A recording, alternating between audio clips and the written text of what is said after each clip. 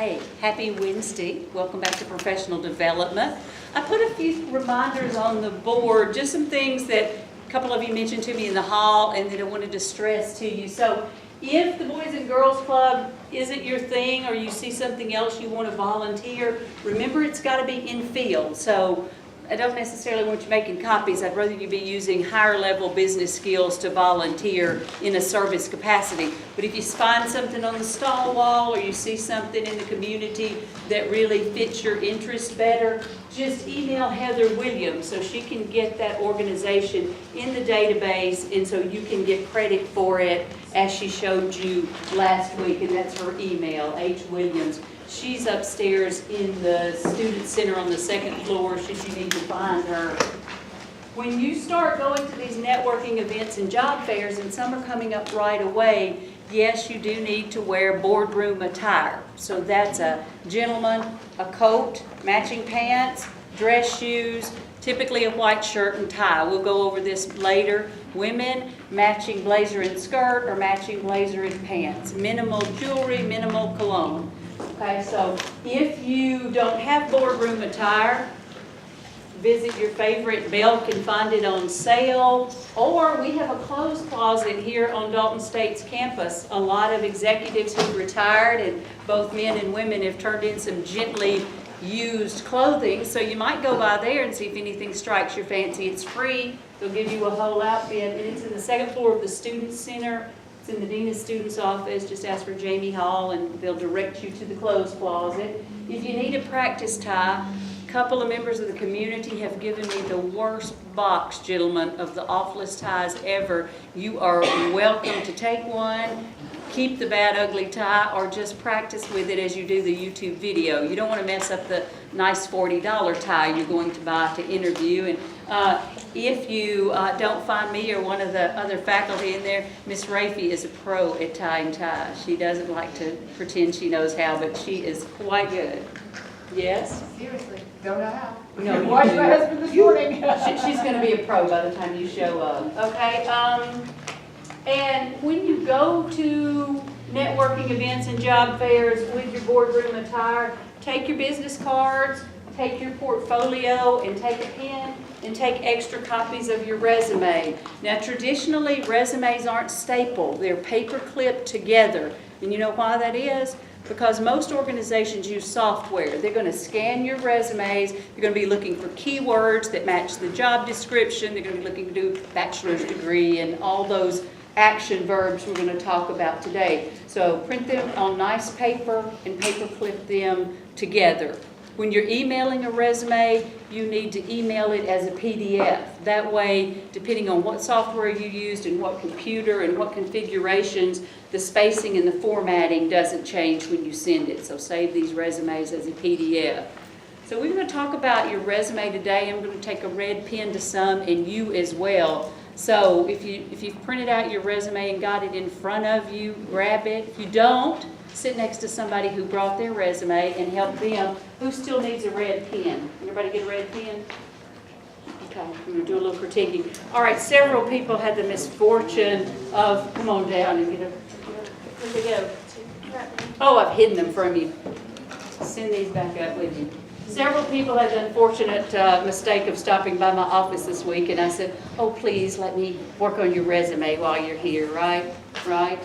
Okay, Trevor, can I pick on you first? Wave at Trevor. Thank you, Trevor. Okay, so with the help of Elmo, let's look at the resume. All right, tell me really quickly, what is the purpose of the resume?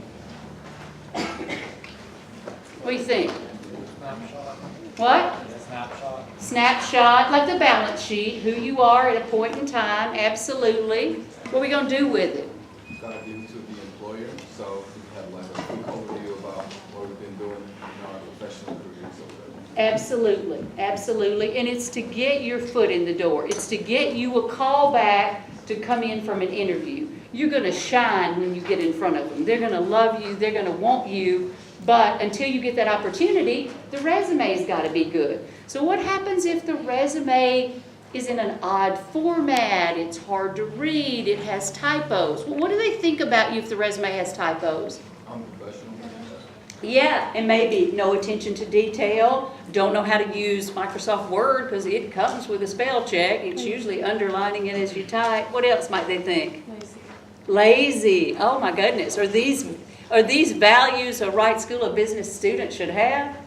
No. So that's why this resume, and you know, it's deceiving. It's a cover letter and a 1 or 2 page resume at most, unless you are a working professional and been out in the job market a little bit, and then it might be longer. But you know, it seems short and it seems easy, but what you find is it's hard to do. It's like some of those retreats I do with business community groups, and you try to write a mission statement, and you know that thing's about 50 words, and it takes all weekend and lots of pads of sticky notes all over the wall to do that. So this is not quick, and you will always be editing on this resume. You're going to have a shell of your resume with the basic things saved, but maybe you're a management major, but gosh, here's a nice financial management job you want to apply for. You may tweak it just a little bit for the job. You may change the career objective. So you're going to have multiple versions of this on your computer. Okay, so let's look at these. Now, here's something I want to remind you. People are going to be looking at your resume to hire you. There's a lot of different ages in the job market. They range from about 20 to about 80.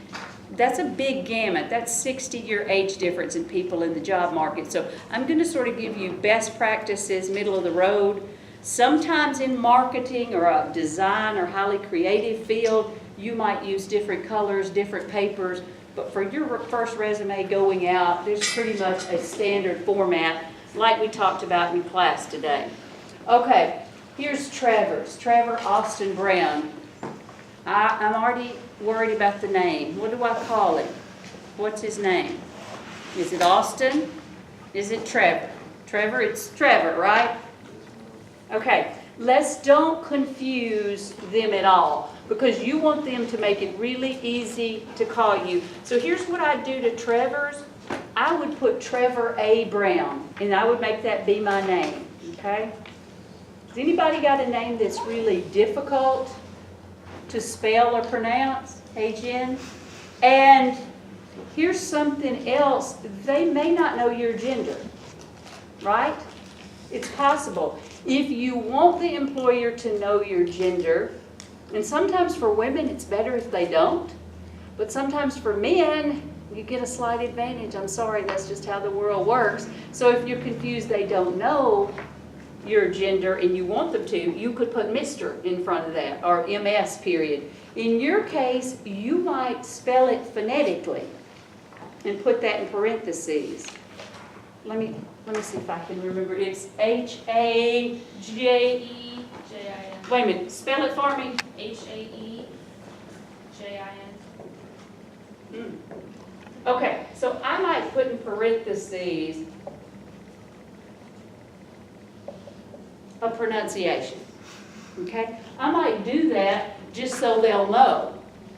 And, you know, if they, even in the cover letter, you might say, it may be the elephant in the room you have to address. You know, hey, my name sounds foreign, but I'm a Georgia girl. I love sweet tea and cornbread. I happen to have parents from here or whatever. I came here to play golf on a scholarship. Okay, you're just testing me, aren't you? How am I doing? Okay, so you might just address it like that in the first sentences. You know, it sounds like I have an international background, but I'm pure Georgia or whatever. You might just not let them have a question about you. Anybody else with a name issue we need to talk about? No dumb questions, no limits on the number of questions you can ask me. I'm here to help you get a job. So I go by my middle name, but like when you do applications and stuff, they do background checks and they have to use my first name. So Nicole is your middle name? Yes. So what's your first name, Nicole? Jacqueline. I used to put J in front of it, but I was told by another professor not to do that. Like I'd put J dot and then Nicole. If you're worried about that for a background check, and they're probably going to use your information to do the background check, I would put, is it J-A-C-Q-U-E-L-I-N-E? And then I would put Nicole in parentheses, so they know to call you Nicole. Yeah, I tried that too, but they said that was too long. So.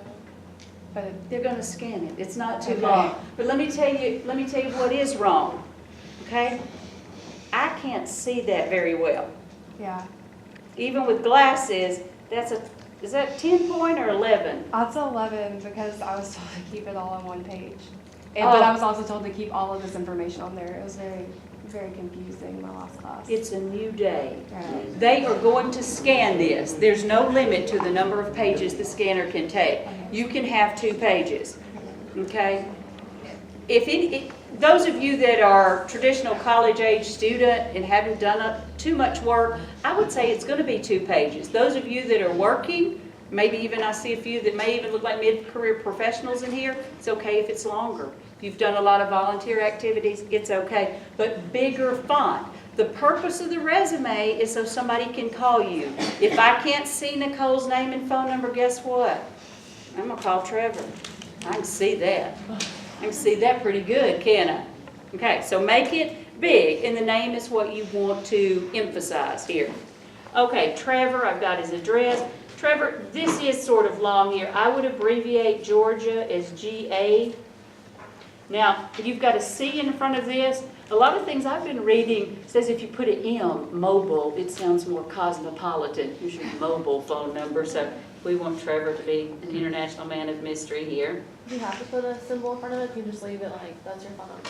You could just leave it. You could just leave it. Now, when they call that phone number, where the one phone number you put, where's it going to ring? Is it got a ringback tone? Oh no. Kiki, do you love me? I'm driving. Is it that? No, it's normal. Okay, you got a normal ringback tone, and it sounds very professional. Okay, it's okay. Put one number then, if you want one number. Okay, Trevor, I put a little space here. That's a little symbol for space. This looks a little bit tight on here because they may email you for the first round. So I'd make that good. Now, what about Trevor's email? Trevor@yahoo.com. Very professional. Do you have an email that's not professional? Okay, let's see yours. All right, Jacqueline, let's look at yours here, baby. Yeah. j.nicole69@gmail.com. I think typing in that period, anytime you give them a chance to make a mistake in the typing, they will. You may get lost in an email blast and never get the job. I believe I'd go back to Gmail and make me something less difficult, no numbers, okay? Mr. Pineda, do you go by Roberto? No, I go by Max. Well, Max, I'm clueless on this then. So you're going to do R. Max Pineda, okay?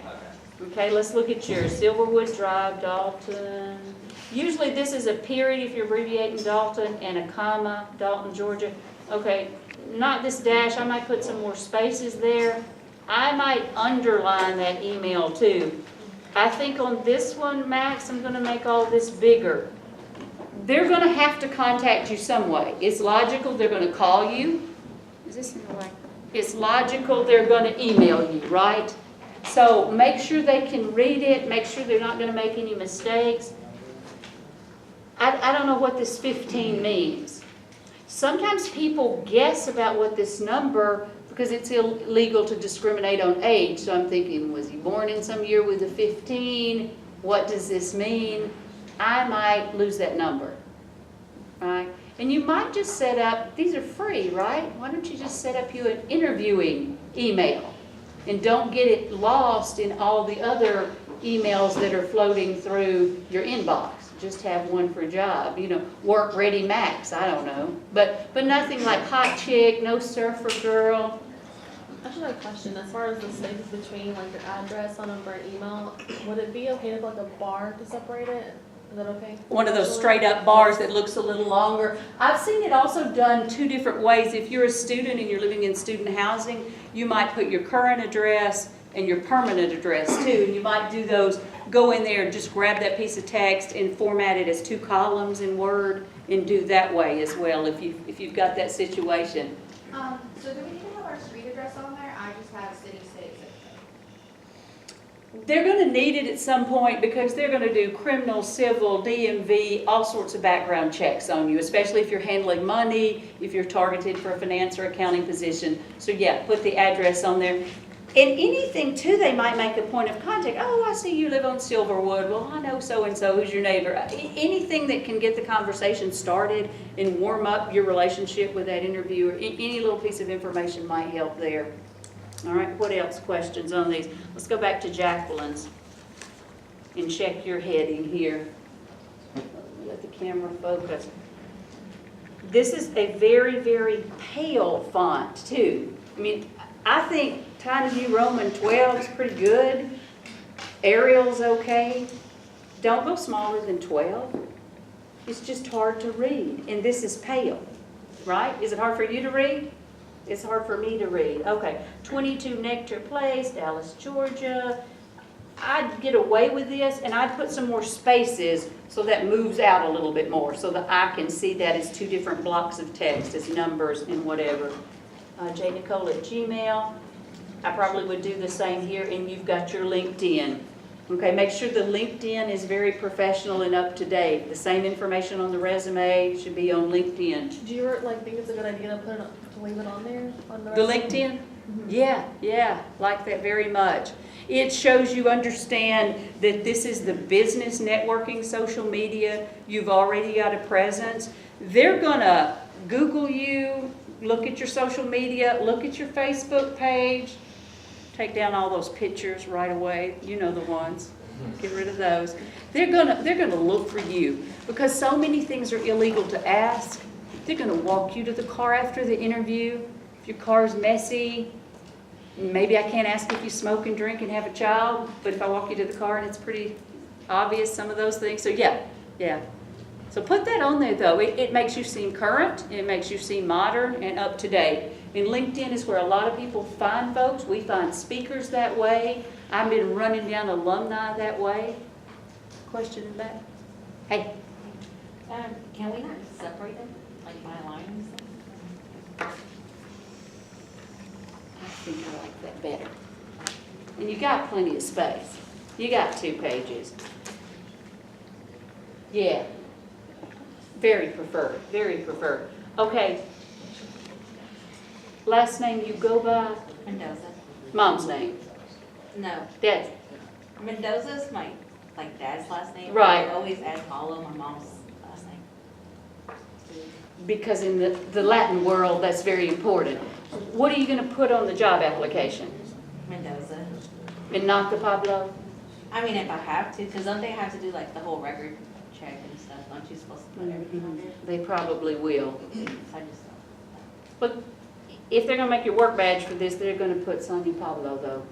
they do that in the office. Okay, they do, and you're good with it. No, I like this. I like this. You've got a little room here. I'd go ahead and spell out street. If you want to look really modern, you can put the extra 4 digits to go after that. I like the phone number. Mendoza Pablo at Dalton State. Okay, here's some bad news for you. I think it's stupid from a marketing perspective, but after you graduate, we don't let you keep your Dalton State email. That's kind of crazy from an alumni marketing standpoint. My friend graduated 2 years ago and she still has hers. Does she still have it? Yeah. We've I think been, it lasts for 2 years, right? That's what I'm told. Yeah, it's 2 years after you graduate. I think I'd go ahead and put a different email on there. I think I would. But I like the stacked up, Nicole. On your checklist, it says to put both. So do you just want one or do you want both? 'Cause I want the one you're gonna check. You check both. One, you can keep it separate and you can keep up to date, because what I really want you to do is start an Excel spreadsheet. On this date, I emailed a resume to this company, to this person. I'm gonna follow up in 2 weeks. Then I want you to go right from there in an Outlook in your calendar, put an alert 2 weeks forward that you're gonna email and follow up on it. So I think if you can make you an email, make you a new Gmail where you can keep all this straight, and let this only be your job search email. Don't let your friends send you cats riding Roomba videos to this email account. Let this just be the job search video. I know. Said you were going to send those, weren't you? Yes. Yeah, I know. There you go. Okay, education is next. It looks like, let me pull up these. Trevor's done a career summary. Everybody else did not, and it is okay. Sometimes they call this, though, to make you look more work ready, I would like you to call this a career objective. Okay. So your dedicated output monthly, see, the company, and right here, I would personalize this. So I would put, you know, U.S. Floors, succeed to its fullest potential to succeed. I probably wouldn't put so much, maybe just in maintaining quality standards or something. If you're going for a quality job, here you can steal some words. Proven ability to excel in production, create lasting relationships with customers, demonstrate. Now, day-to-day would be one of those little hyphenated words. Can you do all that? Can you document this from the job? So if you go on one of those STAR interviews and you're going to have a speaker on that, can you tell me a situation, Trevor, where you've excelled in production? You can give a specific example and tell about that? Yeah, okay. So don't put anything here you can't back up and that they might not ask you, because this is all they know about you. They're going to ask you questions from this resume unless they've done some Googling and found some extra stuff. This is all they're going to know about you. Usually what these career objectives, though, look like is something like to use my education in logistics and supply chain management, as well as my work experience in project management, you know, to further the quality standards of the company. Usually you're telling what you can do for them. So I'm going to use my education in blank and my work experience in blank to do whatever the job calls for. Okay? Don't say you're looking to advance, you're looking to grow, you're looking for a job with great learning opportunities. They don't care what you want. I care what you want. I want you to have a job with all that, plus a high salary, and I'll name another building after you, okay? But you've got to tell them what you can do for them. So if you've written anything, if you have a career objective or a summary like this, and you've written it based on what you want, has anybody got that? Will you read me a line of one of those? Anybody got one of those? It's okay to have them. But if you do, make sure it's telling what you can do for them. I can use my energy, my education at Dalton State, my work experience, okay? All right, and Trevor, you've listed your skills here. I think I would put more of this in the cover letter. And I would turn these skills you did at work, I would try to integrate these skills then into some of this experience. What's most important for almost every one of you in the room is the education. So that needs to go first, okay? And let's get this right. You've got a Bachelor of Business Administration degree in Logistics and Supply Chain Management. And then I would put the start date out here and then the graduation date. If it's in the future as May 2019, can you see all that I'm writing? No. Why aren't you yelling at me? You can't see that. In 2019, they'll know that's your graduation day. Dalton State College, Dalton, Georgia, and I want your GPA.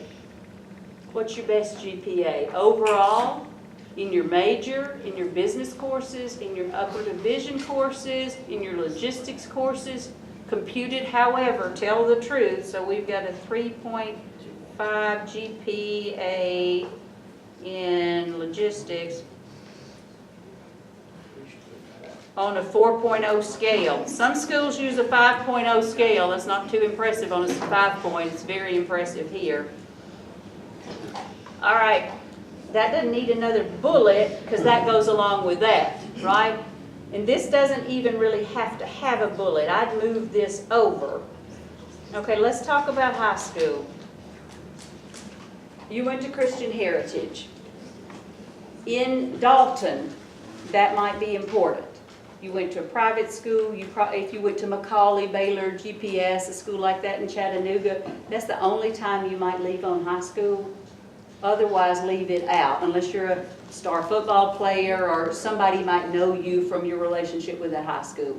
You can leave it on there in your case. It shows your age. We can compute it anyway from college. You know, it's pretty easy to back in and figure out how old you are. All right, what I would do though is I would use this extra space to list, I'd list major courses. So you could do those in maybe 3 columns. So list your, supply chain management, logistics, transportation. If you're really going for, and you can change these for every job. You can do 80 versions of this resume, but list those logistics course there, major team projects you've done in your strategy class. Okay, so you said like put the start date of college and then like your expected graduation date, but like 5th years, seniors probably shouldn't do that. Have you worked? Yes. I'm so happy. And the average is 7, so you're way ahead of the game. Good deal. Takes 7 years to finish a 4-year degree, and maybe you put in the line there, I worked continuously through school to fund my own education. Yeah, 40 plus hours a week. Yeah. How much do I want you when you put that in there? Because you've been able to juggle school and work with an impressive GPA, you go into the top of the list I'm calling. Well, the GPA is not impressive. Okay, look, I know it's a 2.0, or you wouldn't be sitting right here. You're right. It's not much Okay, higher, but- let's compute it some different ways. Okay. Let's compute it in your major. Okay. Let's compute it in upper division. Yeah. Let's compute it in business courses or in logistics courses, whatever. How do you find that? How do you do that? You've got to add it up yourself. An A is 4 points, a B is 3, a C is 2. So you just pick the courses. I'm going to look at business core, I'm going to look at upper division, I'm going to look at area F in business core, and you just count the A's. Okay, however many courses times 4. You can do algebra, right? Okay, so the number of courses times 4, that's an A, and then you add up, A is 4, plus B, plus C, and you just add that all up, and that's your GPA. In whatever, okay? Good? Good? Good, okay. All right, back to Trevor. Are you marking yours as we go? Are you making some notes? Would you scoot a little closer to your neighbor too and help them as well? They don't mind you helping them. They got to get somebody to vet it anyway. Look on your neighbor's resume too. If you see something glaring, they may not see it. Sometimes you've looked at this so long you can't spot the errors, but your neighbor can. All right, tell me, have you done any major projects? Did you do a team presentation? And what was it on? Did you do a strategic analysis of, what about an international business? You're going to, if you hadn't done this already, you're going to analyze a company. In strategy, you're going to analyze a Fortune 500 company. In international, you're going to do a profile of a country. Have you done a study abroad? List all those things. Are you in a student club or RSO? So all those would go under education and Absolutely. like activities? Okay. I want to know what you're doing on campus.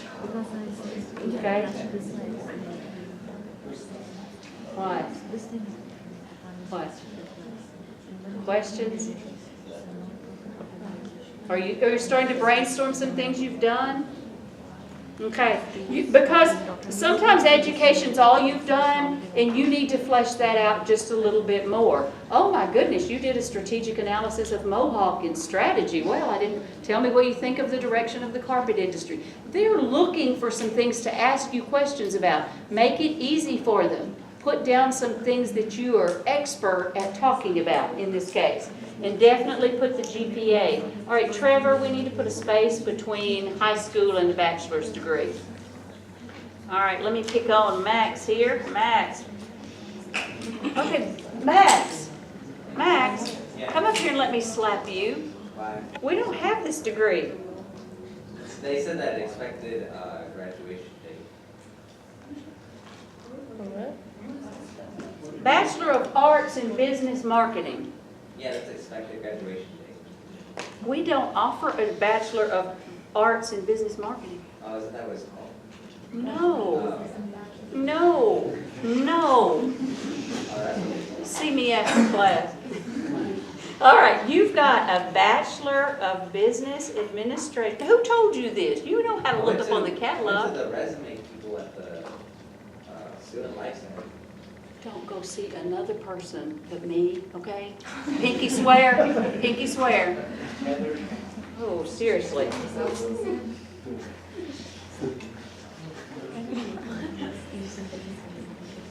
You have a Bachelor of Business Administration degree, every one of you in fill in the blank. Your 6 choices are, check right now, everybody check. Bachelor of Business Administration, it's either management, marketing, management information systems, logistics and supply chain management, finance and applied economics. Looking at Tina, what did I miss? Management. Accounting. Those are your only choices. That's all we got. Okay? Okay, let's get the degree right. And Dalton State College, put that up there a little closer. When were you on the dean's list? When were you the Hope Scholarship recipient? I want to know the years, and then I want to know the start date, and you need to tell me more. I'm looking at this maps, and I think you're just wandering through campus. I can't tell what you've done, right? Can we flesh that out a little more? Thank you, thank you. Okay, Jacqueline, let's do you. That's fine. You have got, Nicole here, you've got so much work experience here. Bachelor of Business Administrations with an S. I know. I know, okay, degree, what is it, Nicole? Marketing. In marketing. Dalton State College's Wright School of Business, let's put the start date. Put all the dates where they line up. Okay, so make the dates line up. What's your take on margin? On margin? Each 1 inch? 1 inch. You got plenty of paper. Make it easy to read. The white space helps with the readability. You can violate that a little if you have to. And really the rule on these bullet points is about 5 bullets per job and no more than 7 words per line. Are you editing? Take just a minute and let's at least get that business degree right on everybody's we're looking at. Look at your neighbors. Got it right? You're doing it on the computer. We're fixing it as we go, aren't we? It's the best way, best way. No more than 7 words, you said? Yeah, no more than about 7 words per line. Okay, here's what worries me about Nicole. Nicole, you have done lots of jobs. You've been a server, you've been a pharmacy tech, you've been a clerk. All these are at Kroger in Dallas. Mm-hmm. So All these. Yeah, I stayed with the company, besides the top 2, I stayed with the company for like 5 years. So here's what I'm going to want you to do. You want to put Kroger, Dallas, Georgia, jobs including, and then you're going to list those jobs and condense that. You've emphasized your experience too much. You got to emphasize your education, and now you've been here and here. So really, you're going to have 3 jobs. Remember, these jobs are in reverse chronological order. Most recent first. So were these promotions? Yes. Well, definitely put. I've had 5 jobs, and maybe just list a little bit about each one. Promoted from courtesy clerk to cashier to self.